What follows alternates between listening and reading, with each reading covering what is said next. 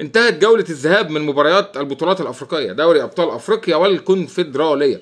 مباريات العودة ستكون مباريات مثيرة جدا، لأن معظم المباريات نتائجها ما زالت قائمة، ما زالت مفتوحة، ما زالت الآمال موجودة لكل الفرق باستثناء مباراة واحدة فقط. تعالوا نتعرف على الوضع هيكون عامل ازاي.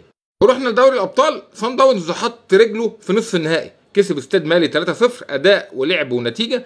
صن داونز طول البطولة كان مقدم أداء غير مقنع. في ماتش استاد مالي ده رجع تاني وقال أنا موجود ومرشح للفوز بالبطولة. كسب استاد مالي متصدر مجموعته، الحصان الاسود بتاع البطوله، عامل اداء كبير. لكن صن داونز قال له حاسب الكبير كبير وبيكسب 3-0 ويضع قدما في نصف النهائي. بيراميدز بقى عنده خبرات في افريقيا. بيراميدز حديث العهد بالقاره الافريقيه، بقى عنده خبرات.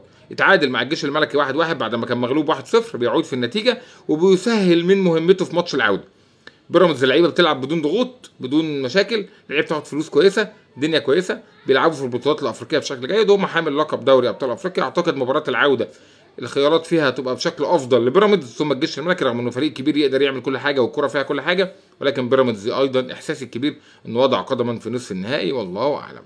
هتقول لي مين احسن فرقه بتلعب كوره في دوري ابطال افريقيا السنه دي؟ هقول لك الهلال السوداني. ما بيلعبوش في بلدهم، عندهم مشاكل، ولكن بيلعبوا في رواندا، ولكن عاملين اداء هايل جدا. بيتعادلوا مع نهضه بركان 1-1 في المغرب بعد ما كانوا كسبانين 1-0، كانوا يقدروا يخلصوا المباراه بعدد وفير من الاهداف، ولكن اضاعوا فرص كبيره جدا. وبركان بيعود في اواخر لحظات اللقاء. بركان مش هي بركان بتاعت السنين اللي فاتت، ولكن بيزالوا بيعافروا. لكن ماتش العوده هيتلعب في رواندا، تبقى الخيارات مفتوحه للجميع، لان زي ما قلت لك الهلال السوداني ما بيلعبش في السودان، فالخيارات كلها مفتوحه.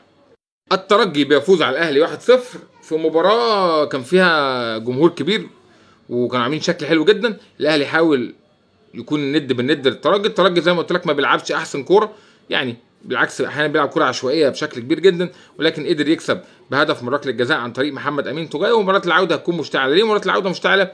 المباراه بدون جمهور، جمهور الاهلي معاقب، هيلعب من غير جمهور. الترجي 1-0 ممكن يجي يقفلوا الجيم.